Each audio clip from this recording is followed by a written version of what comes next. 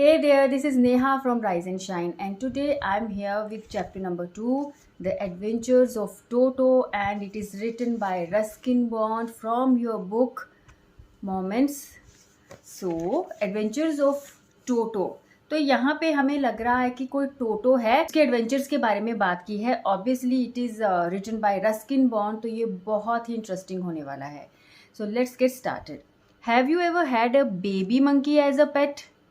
क्या आपने कभी किसी मंकी के बच्चे को एज अ पेट रखा है? I don't think so. बहुत रेयर होने वाला है, क्योंकि हमने डॉग्स सुने हैं, कैट्स सुने हैं, इवन पैरट्स भी रखते हैं pets, but monkey. Toto is a baby monkey. Let's find out whether he is mischievous और डोसाइल. अब टोटो जो है वो एक मंकी का बच्चा है. अब हम ये देखते हैं कि क्या वो शरारती है या फिर बड़ा घरेलू टाइप का है. Grandfather bought Toto from a tonga driver for the sum of 5 rupees. अब हमारे जो नरेटर हैं वो बता रहे हैं कि उनके जो दादाजी थे वो टोटो को कहाँ से लाए थे. एक टोंगा ड्राइवर. टोंगा ड्राइवर मतलब तांगे वाला. 5 रुपये में उन्होंने टोटो को उनसे लिया था. The tonga driver used to keep the little red monkey tied to a feeding trough. अब वो जो तांगे वाला था वो क्या करता था, उस छोटे से मंकी को फीडिंग ट्रॉप क्या होता है आपने देखा होगा, एक बड़ा सा ऐसे कंटेनर होता है जिसमें ना इसके लिए एनिमल्स के लिए खाने का मटेरियल रहता है, कुछ भी खाने का स्टफ रहता है. तो उस बड़े से जो कंटेनर टाइप था उसके साथ वो बंधा रहता था. वो जो लिटिल सा रेड मंकी था, टोटो जो था वो रेड कलर का था, ठीक है, उसके साथ उसको बांध के रखता था वो driver. And the monkey looked so out of place there that grandfather decided he would add the little fellow to his private zoo. अब जो नरेटर के ग्रैंडफादर हैं उनको लगा कि ये जो मंकी है वो इस जगह के लिए नहीं बना हुआ है. तो उन्होंने क्या किया कि वो इसको इस छोटे बंदर को अपने प्राइवेट जू का मेंबर बनाएंगे. Toto was a pretty monkey. Toto एक बड़ा प्यारा सा मंकी था. His bright eyes sparkled with mischief beneath deep-set eyebrows, and his teeth, which were a pearly white, were very often displayed in a smile that frightened the life out of elderly Anglo-Indian ladies. अब उसका थोड़ा सा description दी है वो कैसा दिखता था. उसकी जो चमकदार आंखें थी वो उसकी जैसे आंखों के आईब्राउज के नीचे जो शेप थी ना आंखों की, उससे पता चलता था कि वो बहुत ही शरारती है. एंड हिज टीथ, उसके दांत कैसे थे, एकदम पर्ली वाइट, मोती जैसे वाइट.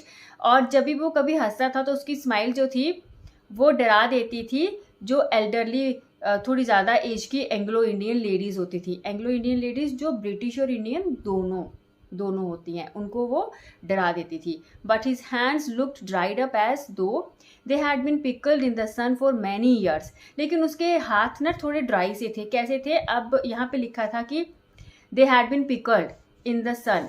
मतलब आपने देखा होगा कि जब भी आपकी मम्मा या दादी नानी अचार डालते हैं तो वो काफ़ी टाइम के लिए उसको अचार को धूप में रखते हैं.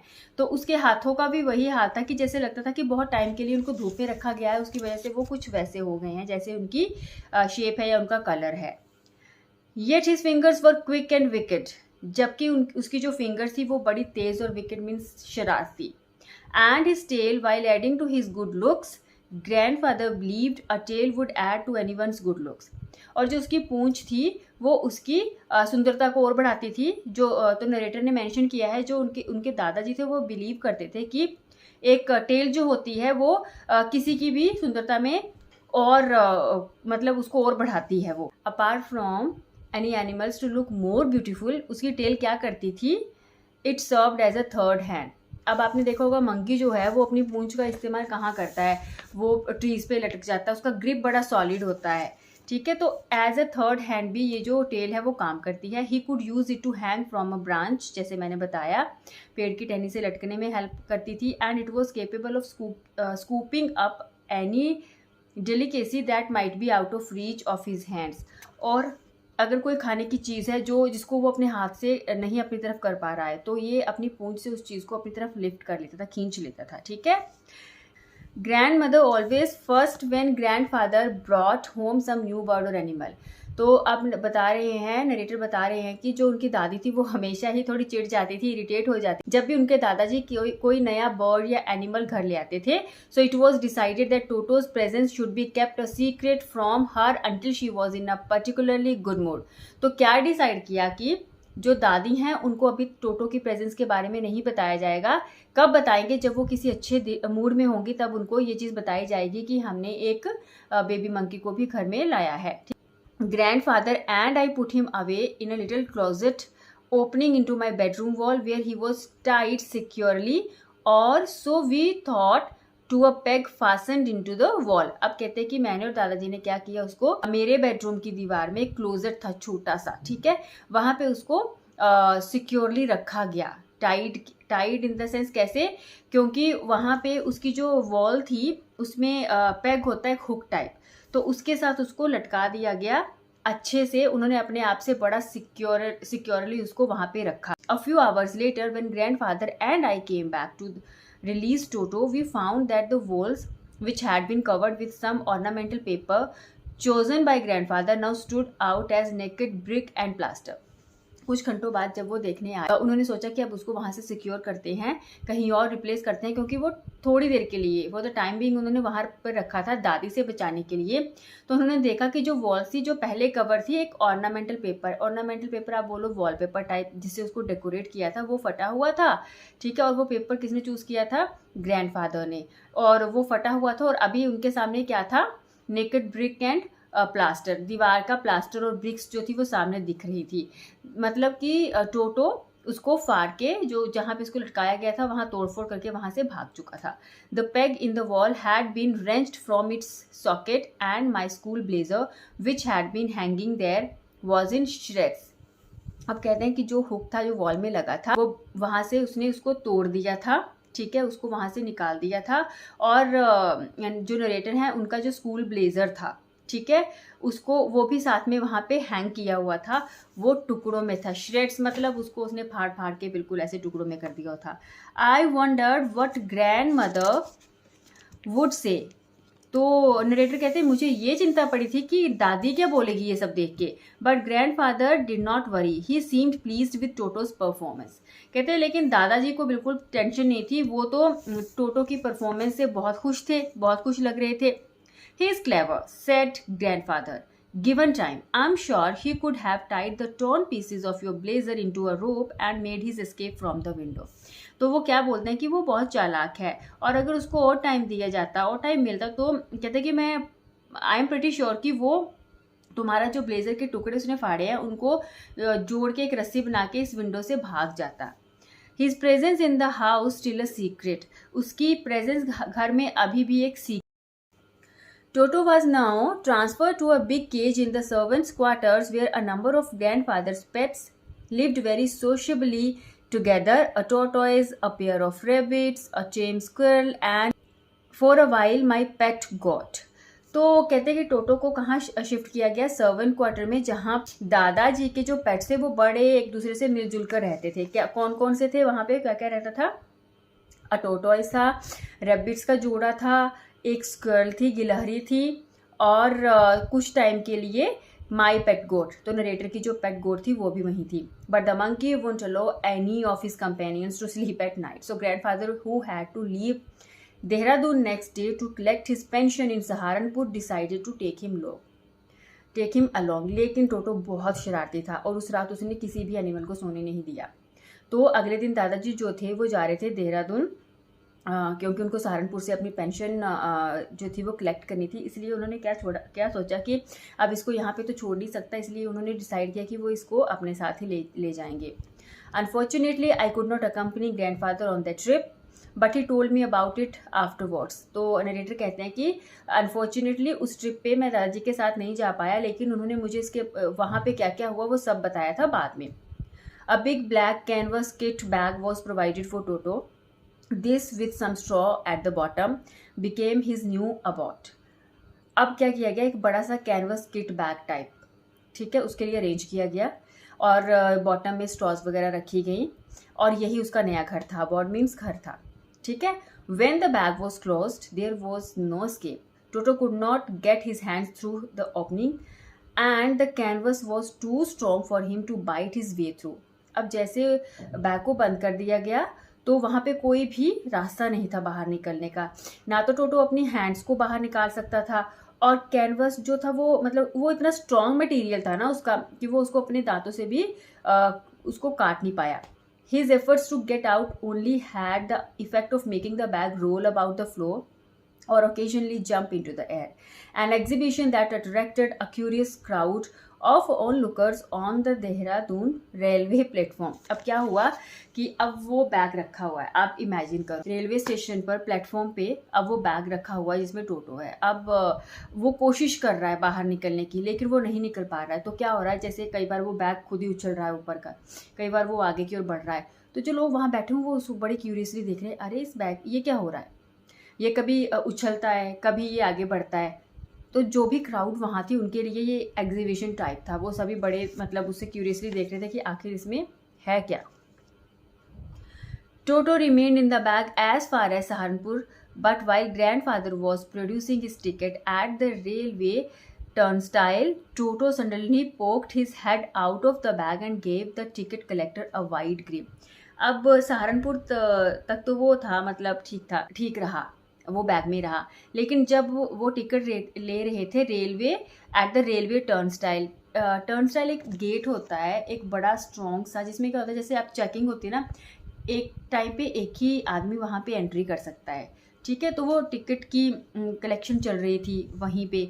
तो उसने क्या किया, टोटो ने एकदम से अपना जो सर है वो बैग से बाहर निकाला है ना, और टिकट कलेक्टर को एक वाइड ग्रीन ऐसे दांत दिखाए अपने हंसते हुए. The poor man was taken a back. अब ऑब्वियसली आप कुछ काम करो, एकदम से आपके सामने कोई ऐसे उछल के कोई एनिमल आ जाए तो आप भी थोड़ा सा आपको झटका लगेगा और आप पीछे हो जाओगे. सेम उस बेचारे टिकट कलेक्टर ने भी किया.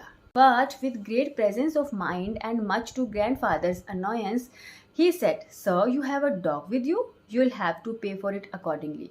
लेकिन कहते हैं कि उसकी मतलब प्रेजेंस ऑफ माइंड को मानना पड़ेगा. और दादाजी जो थोड़े से अनॉयड हुए थे तो उसने कहा कि आपके साथ तो एक डॉग है और आपको इसके लिए पे करना पड़ेगा.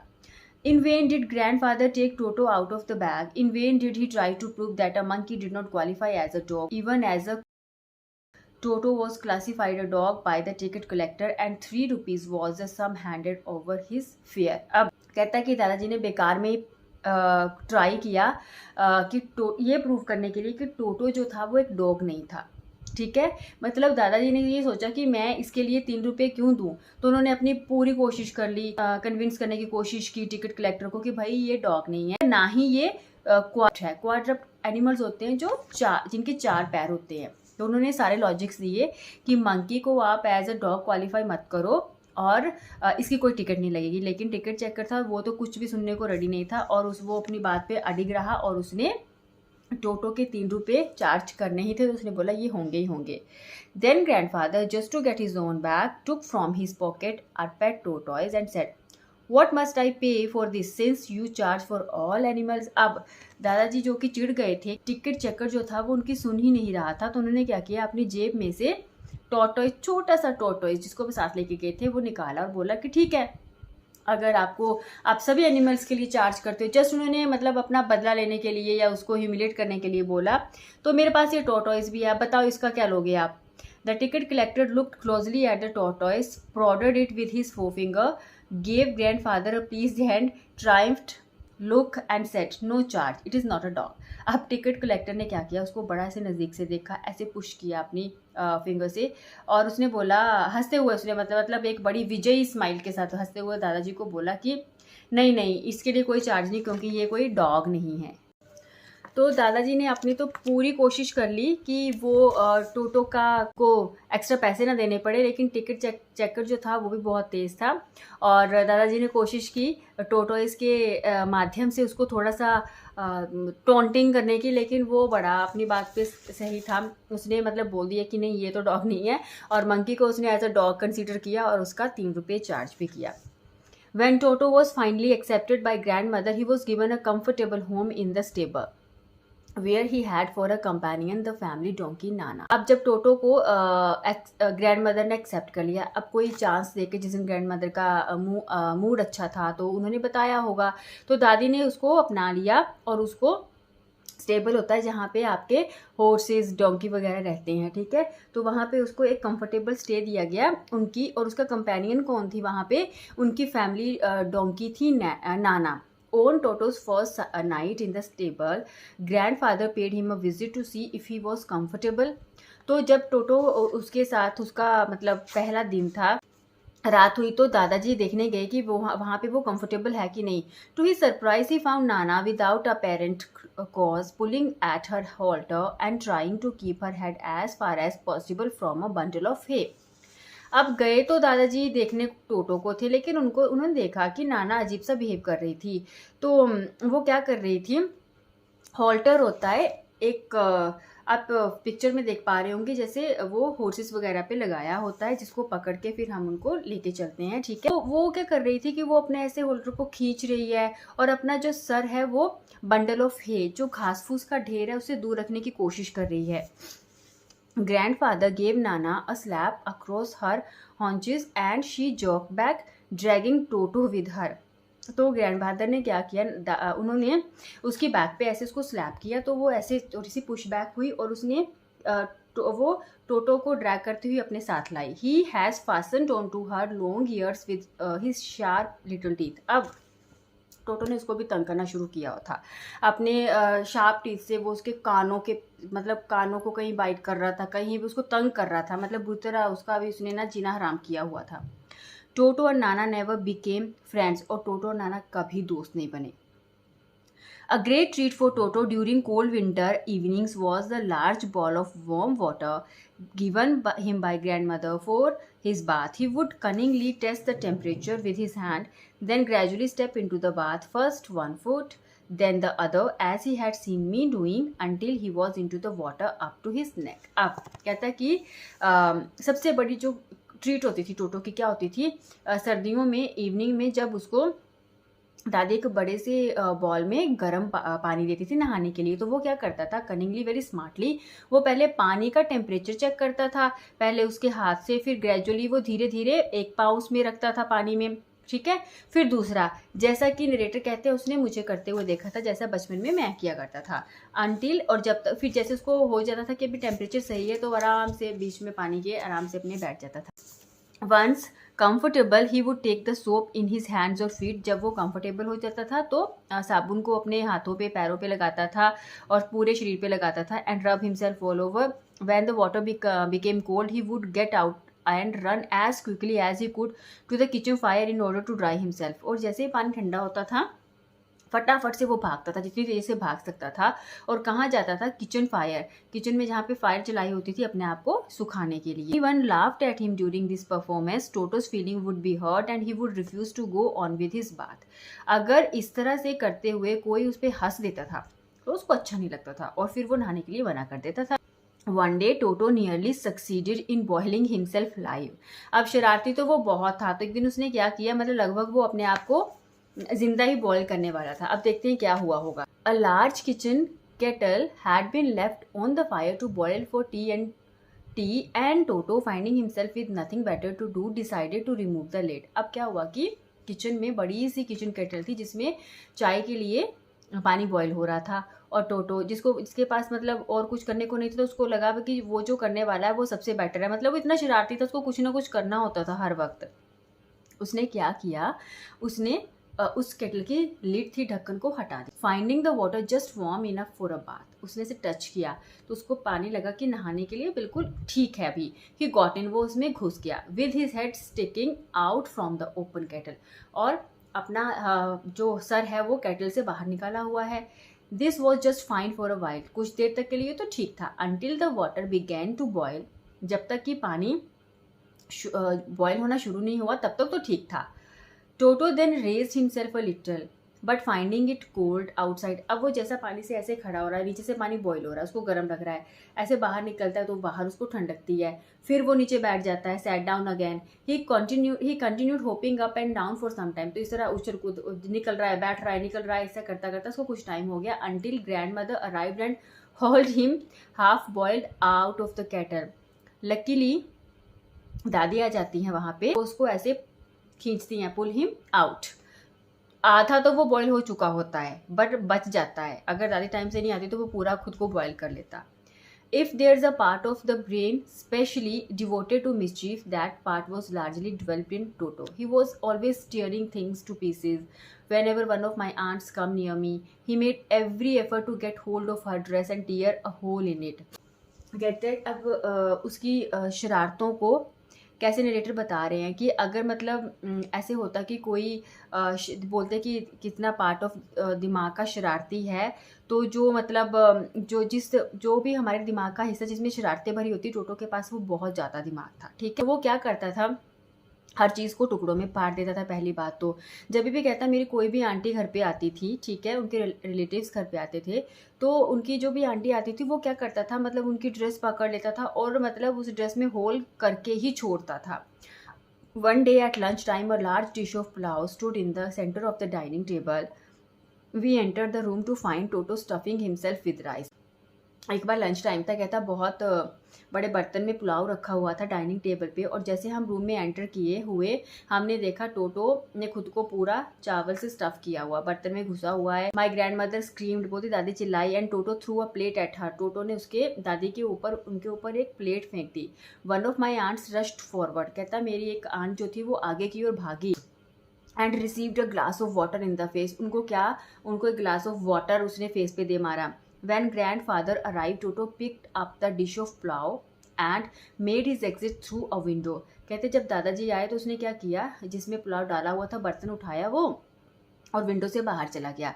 We found him in the branches of the jackfruit tree, the dish still in his arms. कहते हमने उसको जैकफ्रूट होता है कटहल के पेड़ की ब्रांचेस पे देखा, वो वहीं बैठा था और उसके हाथ में अभी भी वो पुलाव की वो डिश थी। He remain there all afternoon, पूरी दोपहर वो वहीं पे रहा, eating slowly through the rice, और धीरे धीरे राइस खाता रहा।